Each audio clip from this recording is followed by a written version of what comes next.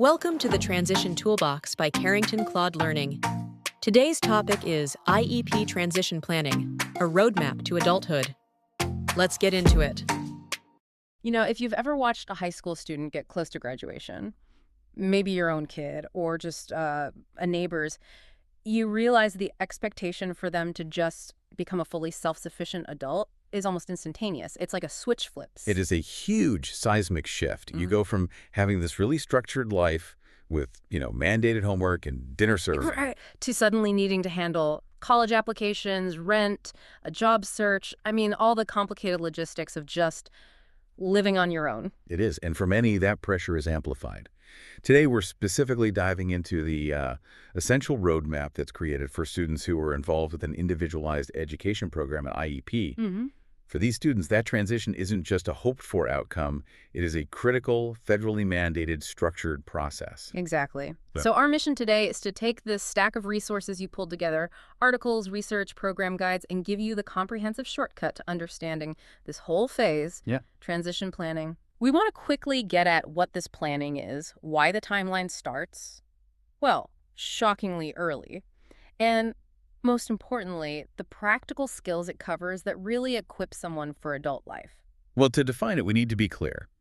Transition planning is really the preparation of high school students for life after graduation. Okay. So whether that means enrolling in college, jumping into trade school, starting a job, or simply moving into an independent living arrangement, this process is designed to smooth, guide, and support that pathway. It's all about proactive preparation. And a key takeaway from everything we reviewed is that this planning isn't, optional for these students. No, not at all. It's an essential required component of their IEP, and the entire design is focused on measurable success. It's meant to ensure students don't just survive the jump into adulthood, but that they have the specific skills, the robust support network, and the resources needed for true long-term success. And what's fascinating here is that the documentation often refers to the plan not as some compliance checklist, but as a roadmap to your future. I like that framing. It really centers the student's goals and aspirations right from the start. It's the difference between being told what to do and being guided on how to achieve your own vision. So let's talk timing, because this is usually the biggest surprise for anyone who's not familiar with the process. When does this map making actually start? It begins so much earlier than that typical senior year panic. The formal process, legally, it kicks off between the ages of 14 and 16, depending on the state's requirements. Wow, so we're talking freshman or sophomore year, maybe even earlier. A multi-year effort, absolutely. Okay, so starting a comprehensive life plan when a teenager is still trying to figure out their social schedule and, algebra homework. Sounds incredibly early. Why is that timing so critical? Doesn't that risk, over-planning and maybe stifling a teenager's natural process of exploration? That's a really valid question, and it's something a lot of people wonder about. But the research strongly supports the early start. What the analysis consistently shows is that without a clear, defined plan that starts early, these students are far more likely to face significant struggles later on. And these aren't small struggles, I'm guessing. Not at all. We're talking difficulty securing and maintaining stable employment, failing to manage adult responsibilities like housing or money, and critically, a severe inability to advocate for their own needs in settings outside of school. So it's about providing enough time for exposure and repetition, so the skills become second nature before that safety net of school is gone. Precisely. You need years, not months, to build momentum, to try out different career paths, and to master independent living skills. Think of it as a long apprenticeship in adulthood. That really reframes it. So if that's the why behind the timeline, let's look at the destination. If a transition plan is successful, what are the 5 major milestones the student achieves? Well, the outcomes are pretty holistic. The first achievement is that the student develops and commits to clear, measurable goals for their future path. Okay, so a real vision. Exactly. The second is developing tangible job skills through sustained work experience or training. Third, they complete specific preparation for post-secondary education, whether that's a traditional university or a vocational program. And the fourth and fifth? Fourth is the mastery of independent living skills, everything from budgeting to transportation. And the fifth outcome, and this is the one our material really highlights as foundational, is learning to advocate for themselves effectively. Right. Especially in new places like a university disability office or a demanding workplace.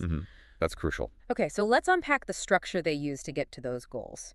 The plans are personalized, of course, but the research shows they consistently organize the preparation around three major categories, which we're calling the three pillars of planning. Yeah, and these pillars provide that robust framework.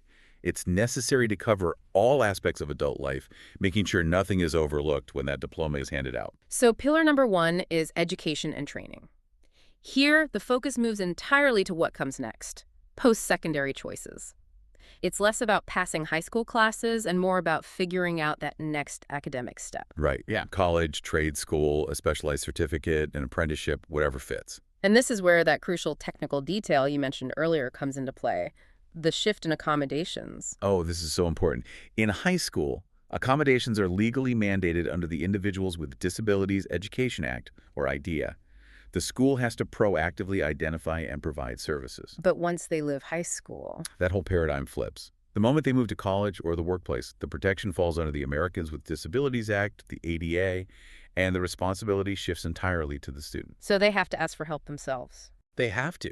They must proactively disclose their disability, request specific accommodations, and provide all the necessary documentation. A successful plan doesn't just list accommodations. It teaches the student how to navigate that bureaucratic shift. It's a huge, essential difference. That makes perfect sense. So the plan has to address academic skills, accommodations, financial aid, entrance exams, applications, all with the understanding that they are now the primary driver. Okay, so moving from the classroom, let's pivot to pillar two. Employment and career readiness. This is the job hunt section, right? Where the student starts defining actual career aspirations. Moving past theoretical interest to, practical steps. And this requires real exposure. A key takeaway for me was the absolute necessity of job training, internships, or volunteer experience while the student is still supported by the school. It's not just resume padding. No. It allows the student to test different environments and figure out what doesn't work, which, frankly, is just as valuable as finding a perfect fit. It's the safe place to fail. And our sources were adamant that alongside any technical skill, learning how to run a specific machine or something, the most valuable training is in soft skills. Absolutely. The research repeatedly flags communication and teamwork as non-negotiable workplace requirements. You can be the most technically proficient person in the room, but if you can't effectively communicate with your manager or manage conflict or collaborate on a project, your career just stops dead in its tracks. Exactly. Which naturally leads us right into pillar three, independent living, daily life mastery. And this is arguably the most vital section because it covers everything required to function successfully outside of a structured school or home environment. We're talking about pure functional skills here. Can the student handle a medical appointment on their own? Can they balance a checkbook and manage a budget when bills are due? Do they know how to navigate public transit or handle car maintenance? Little things that are actually huge things. Huge. The material specifically called out practical domestic skills like cooking nutritious meals, basic home repair, and just maintaining organization in their living space. I mean, those are skills that many adults I know still struggle with, frankly. They are, and for a young adult transitioning out of a highly structured environment, they are critical barriers to independence. The plan has to address housing, healthcare, community participation. But the underlying thread connecting all three pillars is the student's mastery of self-advocacy. That really is the foundation for navigating the entire adult world. Yes. That focus on independence underscores why the planning is, well, it's fundamentally a team effort. Who actually makes up this support network? It truly takes a coalition. At the center, you have the school staff teachers, special ed specialists, administrators who are responsible for instruction, job training, and accessing resources. And who is providing that essential scaffolding outside of school hours? That would be the family members. Their role is continuous support, encouragement, and guidance. They provide that consistency as the student tries and, occasionally fails during this exploration phase. Then you bring in the specialty roles. Exactly. The counselors and special ed professionals are crucial for linking the student to outside services, for goal setting, for the technical parts of the IEP. And finally, you bring in the outside world. Organizations like vocational rehabilitation or community services who offer things like job coaching and independent living programs that extend way beyond high school. Okay, so out of that entire robust team, teachers, counselors, family, external agencies, the material is unequivocal about one point. Who is the single most important voice driving this entire process? It is, and it must always be the What student. is that? If the plan doesn't align with their actual aspirations, their motivations, their desires, it just won't work. The plan has to be driven by the student's vision for their future life, not the vision others have for them. So if a student is listening to us right now and they recognize, okay, I'm the star player in this complex system, how should they maximize their involvement? What are the actionable steps they should be taking? The roadmap for their involvement is really clear. First, the student has to spend genuine time actively thinking about the kind of life they want after high school. Where do they want to live? What do they want to do every day? And second, They have to speak up. They have to provide input in every single IEP meeting. Their opinion is the fundamental starting point. but it's not enough just to talk though, right? No, the research really emphasizes action. Students should deliberately try new experiences, work part-time, volunteer in different fields, take career-focused classes they might not normally consider. It's like they're gathering data on themselves. That's a great way to put it. And critically, they need to embrace asking for help when they need it, recognizing that the team exists precisely to support them through those challenges. And this is where the material really connects all the threads for me.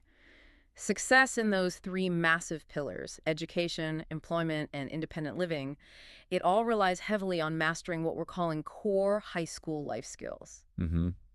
These are the foundational building blocks that make everything else possible. Right. These are the practical competencies that transition immediately from the structured school environment to the chaos of a college lecture schedule or the demand of a 40-hour work week. Without these, even the best-laid plans can crumble. Let's detail some of the specific skills that kept popping up across all your sources. First, we have the organizational stuff, time management and organization. Yeah, being able to plan your week, break down a big project, keep your materials straight, that's vital whether you're studying for midterm or managing inventory at work. Then you move into the interpersonal sphere. The sources heavily stress effective communication and problem solving, but also broader social skills. Which means the ability to build and maintain relationships, navigate conflict resolution appropriately, and show empathy in group settings. It's all about building confidence and the ability to interact successfully in these increasingly complex social environments. And if we connect the dots, those practical daily living skills like money management, cooking, organization, they're the universal language of adulthood. Yeah, they're absolutely essential. Whether the student immediately enters the workforce or starts a PhD program, they ensure that the student is grounded, capable, and just, fully prepared to navigate life confidently and independently, regardless of the path they choose. So what does this all mean for you, the learner, who now holds this knowledge? We've taken a deep dive into what is really the definitive blueprint for success after high school. Transition planning is a structured, team-based process that has to start early between ages 14 and 16 to ensure there's enough time for skill development and real exploration. And its meticulous coverage spans three essential sectors of adult life: academics and training, career readiness, and daily independent living. But the ultimate success isn't in the paperwork.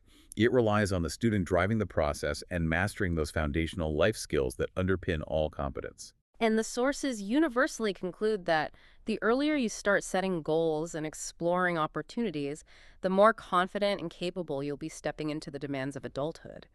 It's a necessary multi-year investment in self-sufficiency. And that emphasis on universal competence, it raises an important question for you to mull over. Given the critical importance of mastering skills like budgeting, time management, and effective communication skills that are meticulously prioritized within this IEP framework, what essential life skills not traditionally taught universally in high school should be prioritized for successful transition planning, even for students without an IEP? How can we make this adult readiness universal? A truly provocative question. Thank you for diving deep with us today. We'll catch you next time. Thanks for listening. Please like, share, and subscribe for more transition podcast videos.